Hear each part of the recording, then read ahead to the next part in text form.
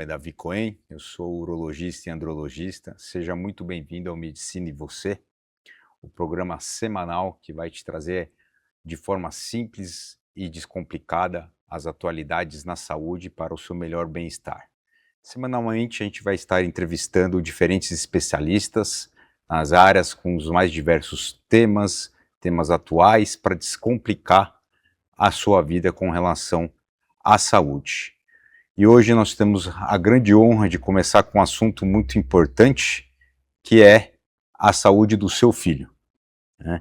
Nós vamos encontrar uma jornada desde o nascimento até a adolescência, e para isso nós temos a ilustre presença da doutora Ana Carolina Pacheco Necklitz, que é pediatra, e vai nos esclarecer por que é importante a gente fazer todo o segmento da criança até a adolescência, quais seriam os sinais de alertas que a gente precisa ter e levar a criança, ou quase o pré-adolescente, ao pediatra. Então, eu gostaria muito de agradecer a sua presença, doutora Ana. Conta um pouquinho para a gente do seu background aí, acadêmico aí, como pediatra, e mais uma vez obrigado pela presença.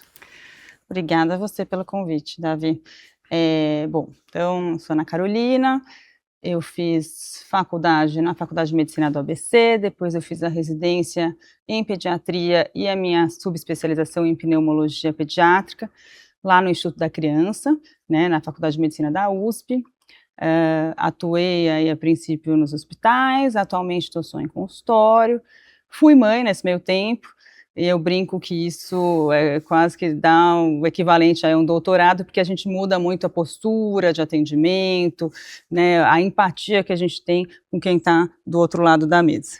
Então, de história um pouquinho isso que eu tenho para falar para vocês. Muito bom, então vamos começar pelo começo, né?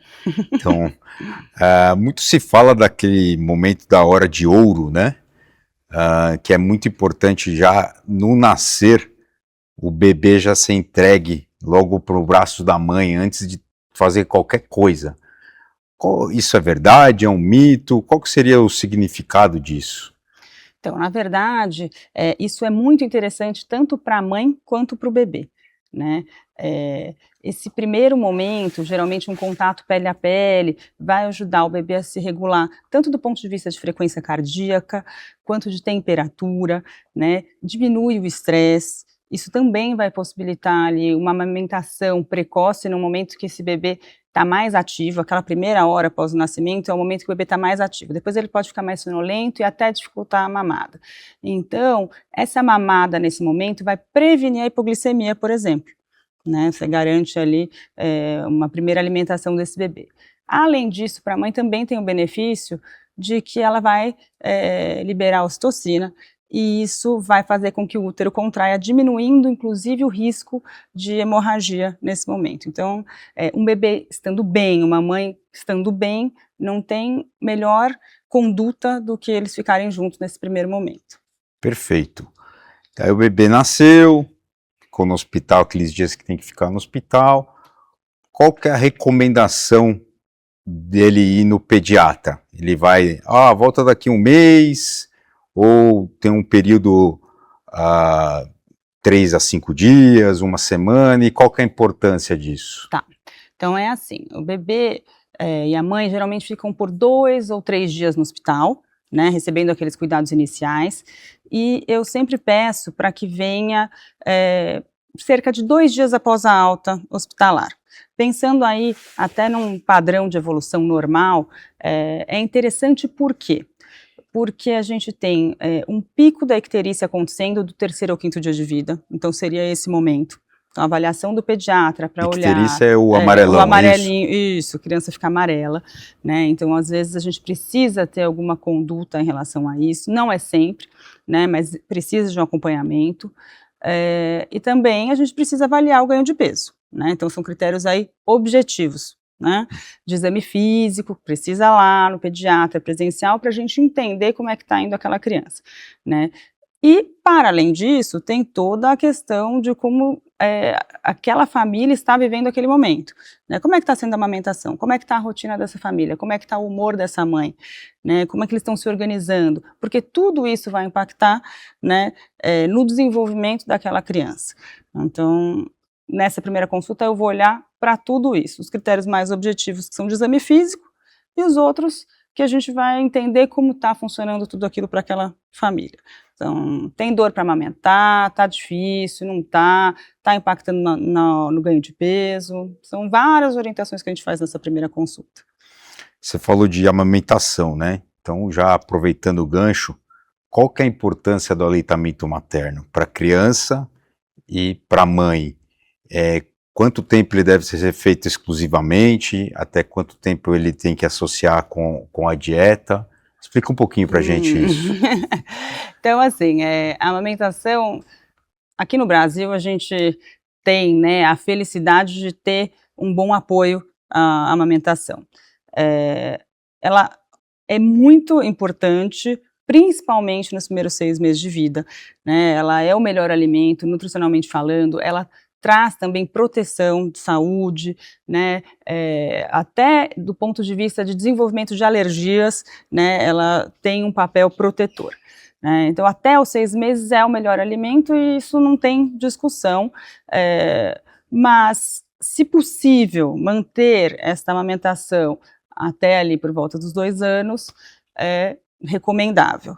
Claro que, né, cada um tem uma vida, cada um tem uma dinâmica e cada um vai poder saber o tempo que vai ser possível. Então, a gente sempre tá como um apoio para essa família, né? Mas a história de cada um, né, é de cada um e a gente precisa olhar não só o que indicam os livros, mas especificamente para aquela família como vai funcionar melhor. Mas essa proteção que você falou, por exemplo, principalmente a doenças respiratórias, né? Na verdade, não só as doenças respiratórias, né? A gente tem a proteção também do que tem de memória imunológica dessa mãe, as vacinas que ela toma durante a gestação ou até antes, isso, né, traz uma proteção para aquele bebê que está com um sistema imunológico bem imaturo no começo.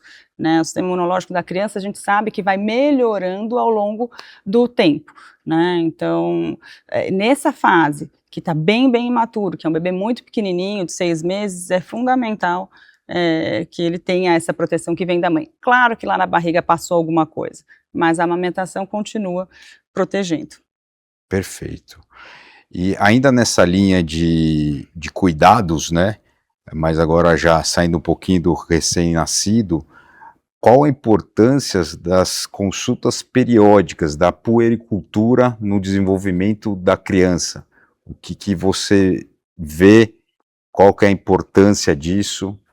Tá, então a gente sabe que no começo da vida elas são mais frequentes, né, você tem um acompanhamento mensal quando é um bebezinho, depois a gente vai espaçando conforme a criança vai crescendo e ela estando bem, mas eu falo que a pediatria ela é uma especialidade incrível, mas um pouco ingrata, porque parece que as pessoas vão esquecendo disso, né, a criança vai crescendo e assim, mas tá bem, por que eu preciso ir?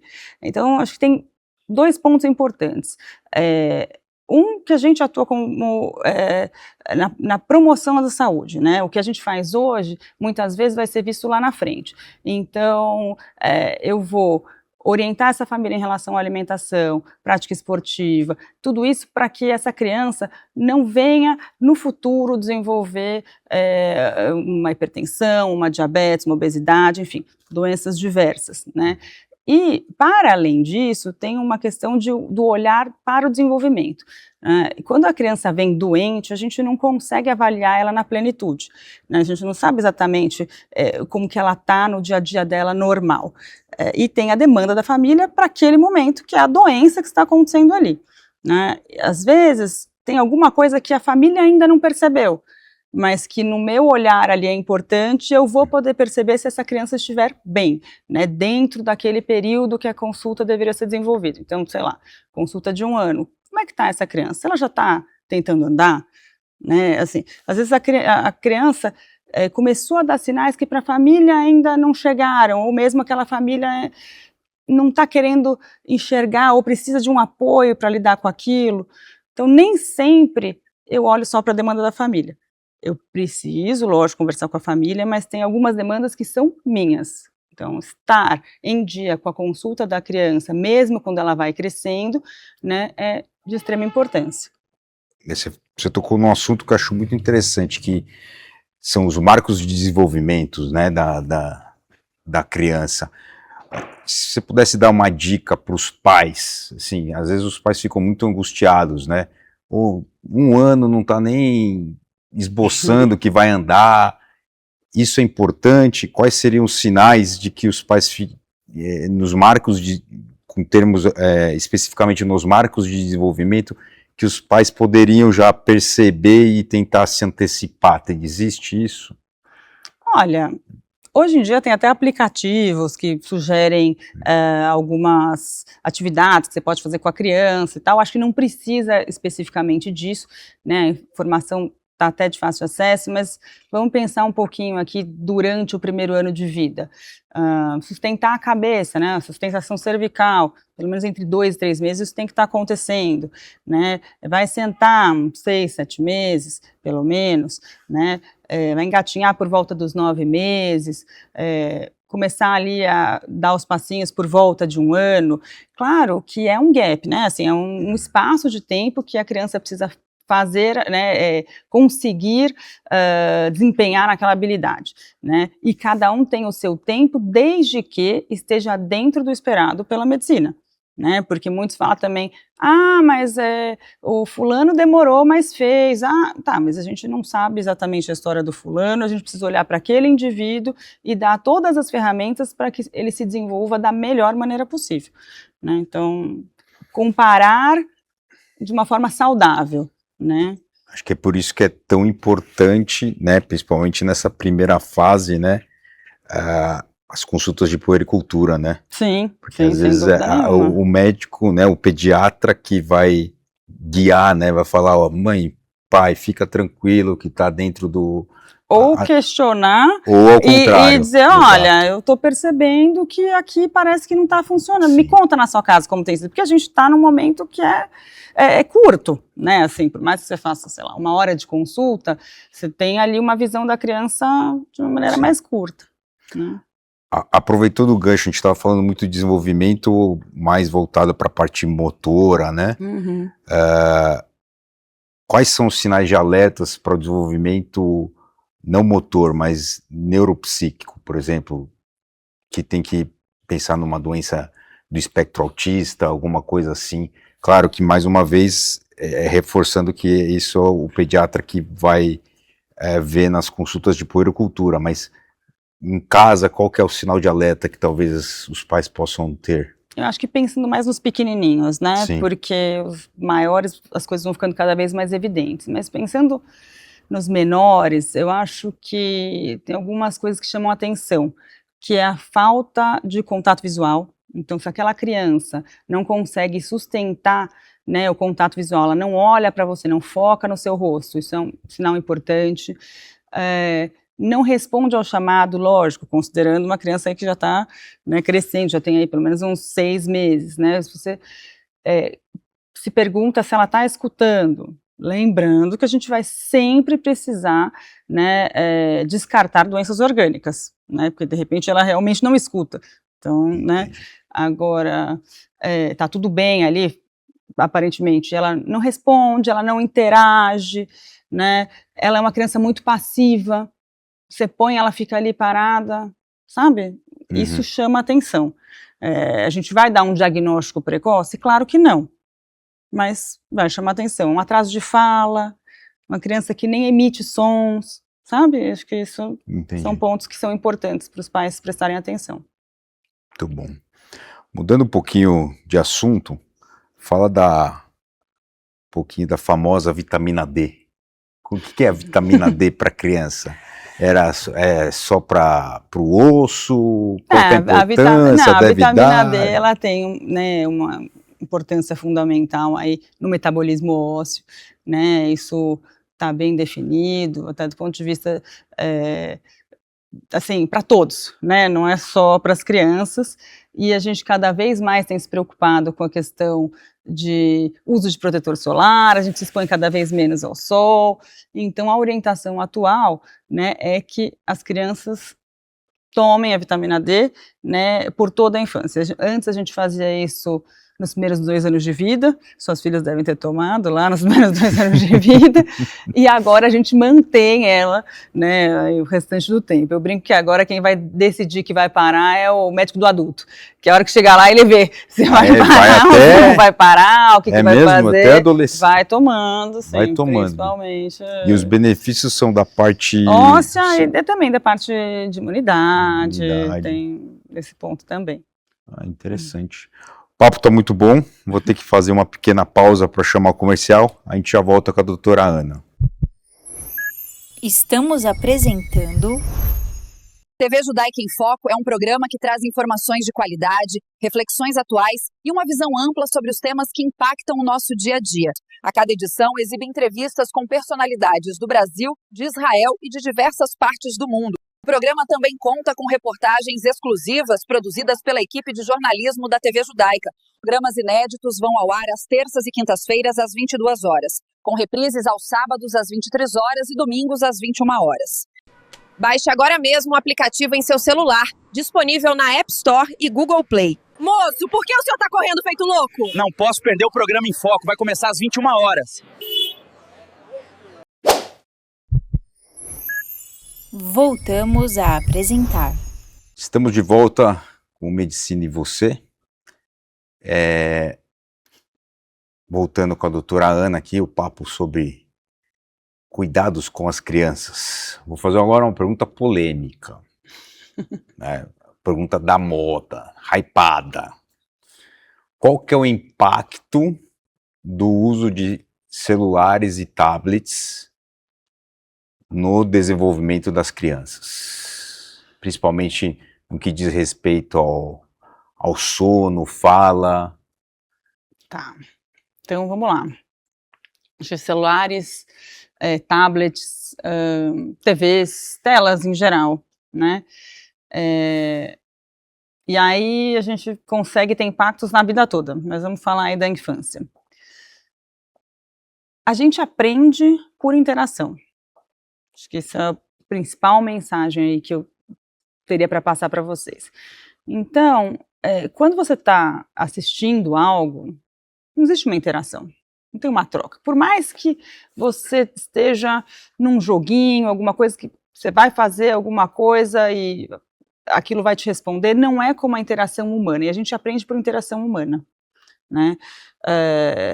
Imagina que a criança que vai aprender a falar, ela precisa ouvir o outro falar, ela precisa prestar atenção na articulação, ela precisa tentar copiar, e isso não vai acontecer na tela. Por mais que ela fique ali assistindo alguém falar, aquela pessoa não vai repetir a palavra para ela, como a gente faz com a criança pequena, quando a gente está conversando, que aí você fica repetindo a mesma palavra, isso não vai acontecer. Aquilo é um monólogo, vai passar independente do que ela estiver fazendo, né? Então, isso, ela acaba dificultando muito a aquisição de fala, tá? Do ponto de vista de sono, você tem milhões de estímulos ali, então tem som, tem cor, tem as cenas rápidas, tudo isso são estímulos para o cérebro que vão dificultar você relaxar, reduzir ali, né, que é a hora de dormir. Então, tela, na infância, quando você liga, às vezes a gente precisa, né, então às vezes a gente está ali em casa com as crianças e fala, pelo amor de Deus, preciso de 5 minutos aqui, ou para fazer o jantar, ou para estabelecer a sua sanidade mental, que acontece mesmo, tenta pelo menos escolher o conteúdo, né, assim, um conteúdo de qualidade para aquela faixa etária, né, que não vai trazer aí problemas no sentido de assuntos que não são adequados, que aquela criança não tem nem maturidade, né, para entender. Escolhe, esteja junto, veja o que está passando na TV, melhor em tela grande, porque você vai conseguir saber o que tem ali passando, diferente de um celular, né, que a criança vai ficar aqui, você não enxerga, você não sabe o que ela está vendo, se ela está, de repente, falando com alguém, porque às vezes você tem um chat num joguinho, né, enfim, então escolha, veja o que seu filho está realmente assistindo. Eu acho que principalmente isso, né? Então, de fala, nós aprendemos por interação, na verdade, até de leitura de corporal, se entender o outro, né? Mais futuramente, essa questão da interação social é muito interessante, porque as pessoas estão ficando com dificuldade de conviver, né? Então elas ficam, mas ela usa lá o WhatsApp, ela usa, sei lá, qualquer plataforma para conversar com o outro, mas se ela escolher encerrar aquela interação unilateralmente, ela consegue. Ela simplesmente para. Diferente de eu estou aqui com você e eu quero encerrar, eu vou precisar dar um jeito aqui de encerrar. Eu não vou poder simplesmente sair daqui, levantar, sair e ir embora. Né? Isso as crianças, os adolescentes, os jovens, eles estão perdendo. Né? Então não é só a fala no sentido da fala mesmo, é da comunicação, da interação social, tudo isso vai sendo prejudicado pelo uso da tela. Mesmo quando a gente acha que a gente está usando para a comunicação, não é tão simples assim. Então não existe uma idade segura para iniciar isso e nem um tempo diário que é permitido para as crianças utilizarem essa interação. Até tem, então assim, às vezes, abaixo de 2 anos, 0 tela. Né? Depois disso, até 1 hora por dia. Mas vamos pensar que 1 hora por dia é bastante coisa. Né? Não é uma criança que dorme às vezes 12, 14, 1 hora por dia é muita coisa, é uma hora que ela poderia estar fazendo qualquer outra coisa e desenvolvendo qualquer outra habilidade. Não tem uma habilidade ali que você desenvolva no uso da tela que se sobreponha a qualquer outra coisa que a criança pode estar fazendo. Né? Então, quanto menos, vamos dizer assim, quanto menos, melhor. Hoje em dia, vem aparecendo regras, inclusive, para uso de plataforma de mídias sociais. Então, assim, alguns países propondo 16 anos como um corte para o uso do Instagram, tudo isso. Isso era uma outra pergunta que eu ia fazer. Já para a criança mais velha, né? Quando que você, como pediatra, acha adequado, e não adequado, mas que a criança, o pré-adolescente, está pronto para absorver todas as informações, perigos, etc., das redes sociais que a gente sabe que existe? Isso, na verdade, não tem um consenso. Né? A gente nem tem tempo de estudo suficiente para dizer, é a partir daqui, e até porque maturidade não é uma coisa assim, cronológica, né? A gente vai adquirindo uns antes, outros depois, de acordo com a sua vida e com a orientação que tem em casa, né? Então, eu acho que, eu gostei dessa coisa dos 16, achei que é uma idade interessante, assim, né? Pensando até, sei lá, exterior. Nos Estados Unidos você pode dirigir com 16 anos, aqui não, mas lá você pode. Então, aos 16 anos você já tem uma noção, né, uma maturidade, uma responsabilidade para com o outro, pelo mais menos ou menos né? Formada. Mas assim, eu acho que é essencial que nesse meio tempo a família vá trabalhando e conversando sobre todos os perigos. Né? Até porque tem uma questão de exposição que a gente não teve quando a gente tinha essa idade, né? Então, quando a gente era jovem, não lembro, não fiz. Né? Hoje em dia, qualquer coisa que você tenha feito e que tenha ido para a internet estará lá para sempre. Para sempre. Né? Isso é uma questão de saúde mental bem importante para os jovens, para os adolescentes. Os psiquiatras estão sofrendo aí com isso. Então, importante a gente alertar, né, tanto os pais quanto as crianças, de que o que vai para a internet fica lá, por mais que você apague, está ali. Muito bom. Agora a gente vai para o assunto que acho que você gosta mais. Vamos para a parte de pneumo. Eu gosto de tudo. Gosto de tudo. Eu gosto de pediatria também, né? Adoro pediatria, mas obviamente gosto de pneumo. Defina para a gente de uma forma clara para quem está vendo a gente, o que seria o bebê cheador? Né? E se todo bebê cheador vai virar um asmático no futuro? Tá bom. Explica pra gente direitinho isso. Então, primeiro entender o que é o chiado, né? Quando a gente fala, tá chiando o peito. Chiando o peito, a gente fala, o médico está falando isso, não é o ronco, não é, tem um pouquinho de secreção, você está ouvindo aquele ronco mais grosseiro, você põe a mão, vibra, né, não é isso, é um chiado mais fino, né, que é o chiado aí pensando numa bronquiolite, numa crise de asma, enfim. O bebê chiador, né, ele é um bebê que teve esse chiadinho fino, né, mais do que 2 vezes aí na vida, antes dos 2 anos, tá? Então a gente vai considerar um bebê chiador as crianças que têm menos de 2 anos, não é só o bebezinho pequeno, até os 2 anos a gente fala, né, o lactente sibilante ou o bebê chiador, de uma forma mais leiga. Não necessariamente vai virar asmático, tá? Às vezes o chiado tem mais relação aí com a questão anatômica, então a árvore brônquia é menorzinha, tem uma possibilidade maior aí de chiado pela fisiopatologia da doença. Mas isso é uma coisa bem importante. As pessoas sempre, mas vai chiar para sempre? Não, não necessariamente. Agora, qual é o histórico familiar? Então, o histórico familiar para asma, por exemplo, é importante. É importante. Então, você tem um pai que é asmático ali, vai crescer aí para uns 30% de chance. Os 2, mais de 50%. Né? Não tem ninguém. Quer dizer que não vai ter asma? Então, não. Uns 10% aí de chance, mas assim, varia, né, é multifatorial, a gente sabe tudo isso, mas tem um impacto genético aí ainda razoável. Tá.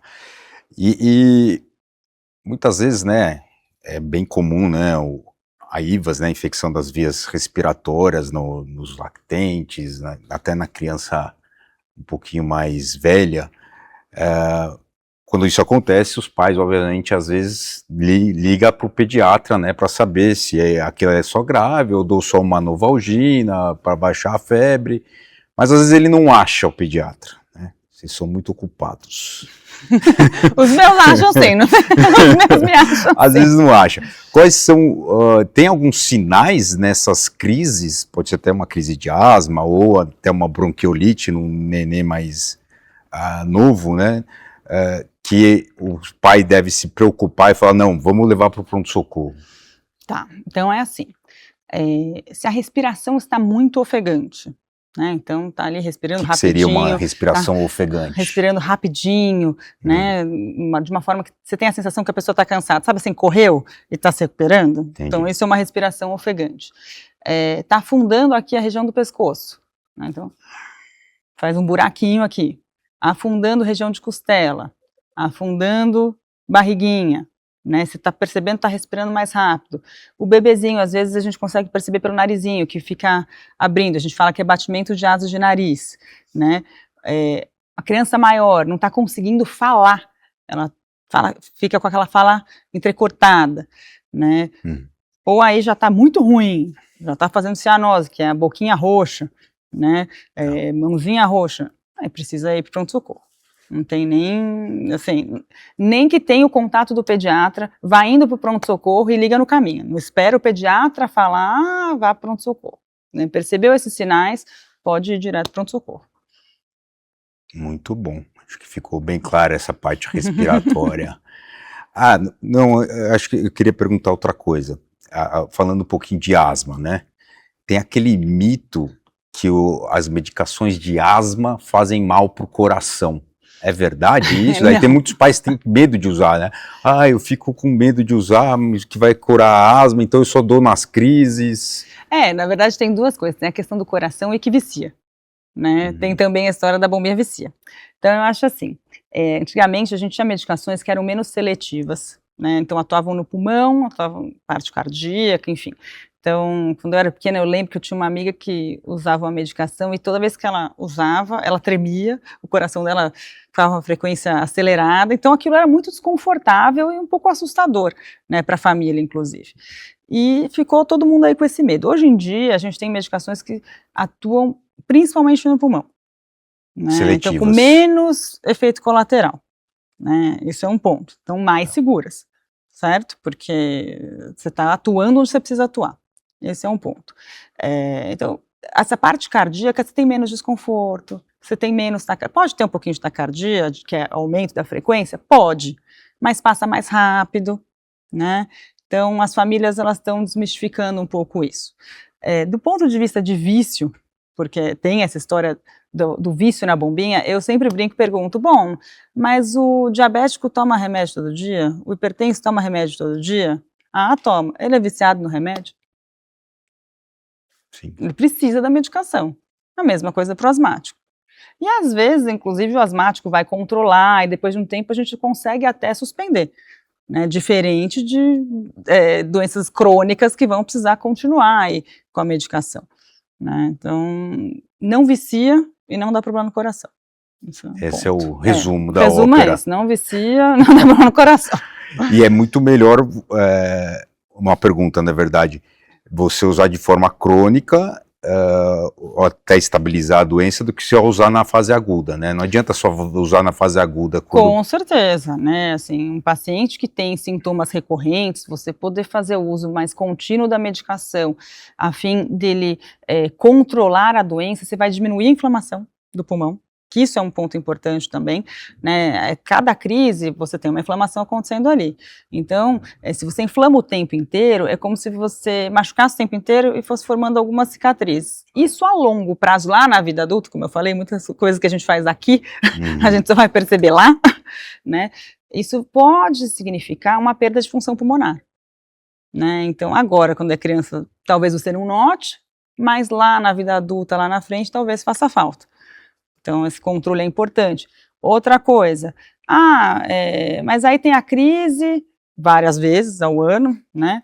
E usa o Predsim. E usa o Predsim, que é um corticoide, né? Que você vai dar por boca, ou seja, ele não vai ser seletivo. Ele vai atuar no corpo todo, né? E aí a gente vai ter muito mais efeito colateral. Um risco maior aí, de aumento de glicemia, de pressão, né? Então, quando você faz a medicação de uso diário, você usa uma dose menor e local. E controla as crises também. Controla melhor, exatamente. Perfeito. O papo tá muito bom, mas vou ter que chamar o break mais uma vez. A gente já volta. Estamos apresentando... Para não ficar de fora e poder assistir 24 horas por dia a TV Judaica, baixe agora mesmo o aplicativo em seu celular, disponível na App Store e Google Play. E assista também em sua Smart TV, direto da loja de aplicativos do seu aparelho, totalmente gratuito. TV Judaica, a primeira televisão judaica brasileira. Voltamos a apresentar. Sejam muito bem-vindos de volta ao nosso papo aqui com a doutora Ana Carolina Pacheco Neclis, pediatra, especialista na parte das doenças respiratórias, mas nesse bloco a gente não vai falar, já falamos disso, agora a gente vai falar de um assunto que me interessa. Diga. Eu como urologista, né, que é um assunto bem polêmico, tem gente que acha que é super importante e tem gente que abomina fazer, que é a circuncisão. Por exemplo, na urologia, se você levar para o Congresso Brasileiro de Urologia, pegar um monte de expert, vai ter um tema controverso, alguns vão ser a favor, outros vão ser a favor a fazer a circuncisão. Estamos dizendo isso em casos que não tem a indicação absoluta que você vai explicar para a gente. Eu gostaria de saber sua opinião sobre isso, né? Explica para a gente quais seriam as vantagens, desvantagens. Isso é realmente uma mutilação para a criança, como alguns dizem? Tá bom. Então, Fale. bom, assunto controverso, aí tem minha opinião pessoal, minha opinião médica, existem, né? Então, assim, falando do ponto de vista médico, a gente sabe que tem indicações formais, né, que infecções recorrentes, tanto infecções locais quanto infecções urinárias, né, vão acabar levando a orientação, né, da circuncisão.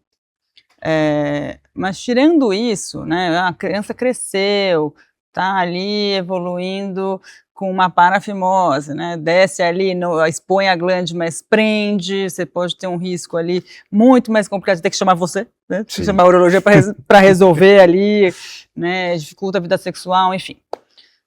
Aí você tem uma indicação formal. Mas né, minha opinião pessoal, eu sou a favor, sim. Eu acho que tem uma questão do ponto de vista de higiene que facilita muito, né? A gente não... É completamente diferente você orientar a higiene do menino que fez a postectomia, que fez a circuncisão, né, para aquela família, do que o que não fez. Então, as mães têm muito mais dificuldade quando, né, não fez a postectomia, que não tem a glândula exposta, precisa baixar a pelinha, precisa limpar, e às vezes elas ficam com muito receio, que se dói, se não dói, não faz a higiene e acaba tendo mais infecção. Então, acho que outras questões mais do adulto, né, de vida adulta, você sabe melhor do que eu, mas eu sou a favor, acho que só de favorecer a higiene, né, local, já é um ponto que para mim faz muita diferença. Mutilação, como é que a gente vai fazer isso? De que forma? Quem vai fazer? Vai fazer com cuidados médicos, você vai fazer no ambiente adequado, né? Não dá para a gente dizer que é uma mutilação, pensando esse ponto de vista aí. Tirar uma pelezinha só, né? Então... E lembrar que, assim, o higiene é o principal fator de câncer de pênis na fase adulta, né? A gente quer proteger nossos filhos de tudo. Né, a gente tem aí as vacinas, a vacina do HPV, pensando, né, em alguns, câncer de colo de útero, é uma forma de proteção. Né, tem alguns estudos que mostram também, são estudos de metodologia questionável, mas que mostram que diminui um pouco a chance de doença sexualmente transmissível na fase adulta, né. Outras coisas que eu sempre falo para os meus pacientes o pós-operatório na fase adulta, se ele tiver que fazer... É muito pior. É muito pior. E eu percebo isso nas crianças também. Os bebezinhos que fazem, o pós-operatório é muito mais tranquilo do que quando você vai fazendo mais para frente.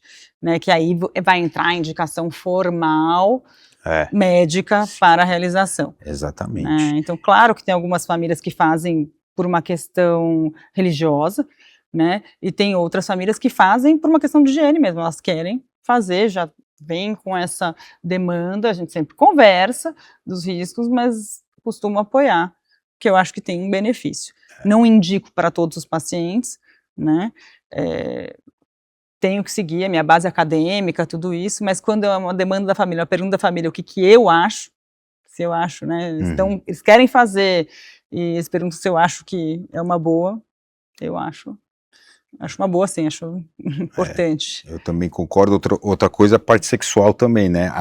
Quando faz no adulto, depois que passou o pós-operatório, que é muito pior, a sensação sexual é diferente, né? Porque ele está acostumado com uma pelezinha de um jeito, e aí de repente ele tá sem aquela pele, então ele vai se acostumar com uma sensibilidade diferente na relação sexual, né? A criança não vai ter isso, ele vai ser aquilo que já tá, né? Sim. Muito bom saber que eu tô fazendo certo. Agora a gente vai mudar totalmente de assunto, mas é um assunto bem polêmico, tá? É só assunto polêmico, né, na verdade. Que é as viroses e a escola. Tá bom. Tá? Então, a primeira coisa que eu queria saber, existe uma idade certa para a criança ingressar na escola, no ponto de vista dessa, não, já vou botar com 6 meses, porque aquela proteína S, né, da sujeira, a vitamina que S. A vitamina S, né, você já pega com um monte de criança lá, já cria imunidade, ou não, melhor segurar para a imunidade ficar melhor, com 2 anos eu boto na escola, até lá fica com a minha babá em casa, qual que é o melhor? Tá, então sempre, na medicina não tem nada que seja 100%, né, então sempre você tem que avaliar o contexto daquela família, daquela criança, e ver o que é melhor, é tudo custo-benefício, né, então assim, se você puder esperar completar a vacinação, né, até aí 1 ano e meio, pelo menos, né, se você tiver condição de aguardar até os 2 anos, que você vai ter uma criança que está com uma imunidade um pouquinho melhor, vacinação completa, que já anda bem, que já está começando a se comunicar um pouquinho melhor, né, porque onde tem criança tem doença, e quanto menor a criança, maior o risco de complicação, né? Então, não acho que a criança tem que ir para a escola o mais cedo possível. A família não pode, não tem apoio, precisa, isso é uma coisa. Outra coisa é, eu tenho a possibilidade de manter em casa, eu tenho um suporte, eu posso ficar com meu filho. Eu oriento ficar, né, por um tempo maior, aí por volta dos 2 anos, acho que vale, né, realmente considerar a escola pensando também nas questões de desenvolvimento, nas questões sociais, que existe uma demanda maior nessa criança de 2 anos do que na criança de 6 meses. Né, você consegue suprir as necessidades da criança de 6 meses em casa, mas as de 2 anos às vezes não. Então, mais por esse lado. Tá. Agora falando um pouquinho mais da criança mais velha, né? Então, teve as férias agora, né? Aquele período conturbado para os pais, né? Que tem que ficar equilibrando o pratinho para elas fazer. Daí ela volta à aula. Na segunda semana ela pegou uma virose já tem que ficar mais uma. Segunda semana já tô achando sucesso, só na segunda, não na primeira. Na verdade na primeira, isso. Ela já pegou aquela virose e vai ter que ficar mais uma semana em casa, aquele transtorno. Por que acontece isso quando as crianças voltam às aulas, a incidência de virose é maior?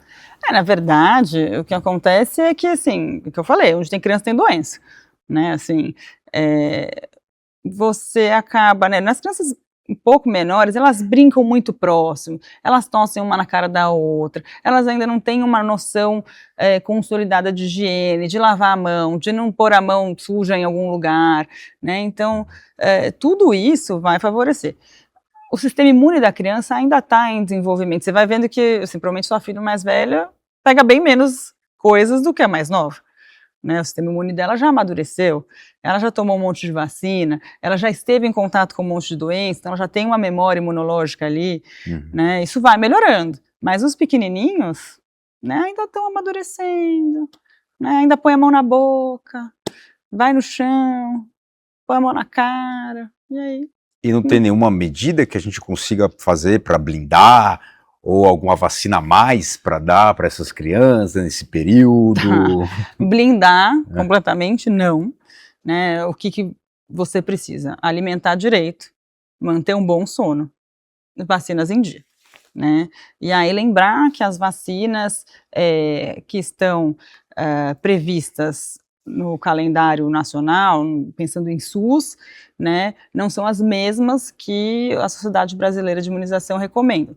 Quer dizer, não é que elas não são as mesmas, você tem algumas extras, né, então, no particular, que a gente fala, a vacinação particular, a gente tem a possibilidade de fazer a meningo ACWY, né, um pouquinho antes do que no SUS, por exemplo, né, você faz já no bebezinho, no SUS vai fazer só a partir de 1 ano, ou mesmo a meningo B, que nem está, né, prevista aí no sistema público de saúde, mas no particular é uma possibilidade, né, então isso na consulta com o pediatra sempre pode ser conversado, na verdade eu acho que sempre precisa ser informado, e aí a família vai pensar se ela vai ou não vai investir naquele cuidado, né, porque às vezes é uma família que é mais simples, que faz toda a vacinação ali no SUS, mas que escolhe, né, fazer aquele investimento na saúde do filho, então escolhe, não, essa vacina aqui não tem no SUS, eu vou pagar, então precisa ser sempre informado para a família. Né. Perfeito. Ainda no âmbito escolar, por exemplo, a minha filha agora entrou no 6º ano, né? Parece que todo dia ela vai para a escola para construir uma parte do colégio, de tanto peso que ela tem na mochila, né? Pois é. E é o que melhorou, né? Porque tem bastante coisa online hoje em dia. Mas é uma loucura da minha cabeça ou uma preocupação ainda desse peso para a coluna Na verdade, das crianças? a recomendação é que a mochila não passe de 10% do peso. Quanto pesa sua filha? Quanto seria 10% do peso? Com certeza, né? Ela carrega bem mais. Né? Então, isso vai trazer dores, vai trazer alteração de postura, é uma coisa importante. Né? E aí, como é que a gente resolve isso? Né? Acho que precisa ter uma parceria da escola com a família. Né? Então, tem um armário na escola, para deixar todas as coisas ali direitinho, né? Ter um calendário que você sabe o que a criança vai precisar de material realmente, né, naquele momento. Se for uma briga minha aí com escolas anteriores, graças a Deus não preciso levar agora na escola dos meus filhos atuais, não preciso levar nem estojo, já fica tudo lá. Então, dá uma facilitada. Mas eu acho que é importante e cabe à família também conversar e cobrar a escola em relação a isso, porque às vezes a escola não se dá conta, né? Ah, precisa fazer lição, precisa isso, precisa aquilo, e aí vai um monte de livro para casa, volta um monte de livro para cá, porque vai precisar usar no dia seguinte. Isso, né? Logística, Com um pouco né? Tem que de acertar a programação logística, dá né? para melhorar, exatamente. Mas acho que é uma coisa que é fácil, né, de ajustar, assim, fácil não, entre não aspas. é impossível, não é tão complexo, basta a organização. Né? Né? E a ajuda da escola, né? Então tem que ter uma parceria, precisa ter uma conversa. Exato. Perguntar uma coisa, essa que é pegadinha da entrevista. Pegadinha. Que me veio à cabeça agora, mas eu acho que é um assunto bem importante. Obesidade na infância. Tem aumentado a incidência? Não é uma preocupação? Se é uma preocupação, por que acontece? O que deve ser feito? Não, só acho que essa não é pegadinha, não. Tem aumentado, é uma preocupação, com certeza, né? E por quê? Pelas telas, por uma alimentação inadequada, por diminuição de atividade física, né? Tudo isso, né, colabora para uma criança ficar obesa. E uma coisa que eu acho que é muito importante e que muitas vezes as famílias não sabem, que olhar a criança, ele fala assim, mas ela não acho que ela está gordinha. Não quer dizer se não é. Você precisa pôr na curva, tem uma curva, né, do crescimento, do ganho de peso, e lá naquela curva é que a gente vai de fato definir se a criança está ou não está obesa. Claro que a gente vai considerar o padrão familiar, qual a história, né, daquela família, é alto, é baixo, enfim. Mas obesidade infantil é um problema de saúde pública, é um problema real, sim. Né? Quando a gente faz o acompanhamento das crianças pequenas, por isso que a gente pega no pé dos pais, não dá doce, não, né, precisa comer a fruta, vamos dar menos industrializado, né, porque a gente tem visto isso crescer, e com a obesidade cresce também o número de diabetes, o número de hipertensos. Tudo isso tem vindo muito antes, né? A gente tem visto mais casos dentro da pediatria, coisa que a gente não via antes. Então, não é pegadinha. É um mundo moderno. Essa é uma triste realidade. Eu ficaria aqui a tarde inteira conversando, mas o nosso tempo tá se esgotando. Tá? Gostaria de agradecer muito a sua presença, a disponibilidade de tempo. E para finalizar, deixa um recado para nossa audiência aí do que você acha importante, mais importante, para o cuidado da criança em geral, né? O que os pais devem estar atentos aí em todo esse longo período, né? Que é o de...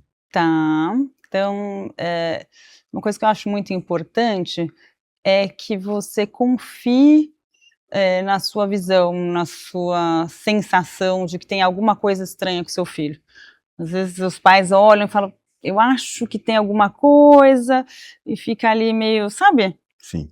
Então, assim, tem alguma dúvida? Uma Não deixa pulguinha, quieto. né? Uma pulguinha ali atrás da orelha, acha que... Conversa com o seu médico, conversa com o pediatra, vai lá, fala, olha, tá me preocupando isso, por conta disso. Não fica demorando, não fica vivendo aquela angústia, sabe? Você tem alguém para te ajudar. O seu médico serve para isso, para te acompanhar, te ajudar, né, nesses momentos também. Não é só porque, tá com febre alta. Não, né, tá bom, mas isso aí você consegue resolver até no pronto-socorro, se o médico não estiver disponível. Mas muitas vezes na parte do desenvolvimento, principalmente, fica uma pulguinha ali, uma coisa incomodando, né, então converse, mesmo que você ache que está cedo, porque o teu médico vai ajudar a olhar, acompanhar tudo isso. Tá certo, muito obrigado. Obrigado pela sua companhia e a gente se vê semana que vem. Um abraço.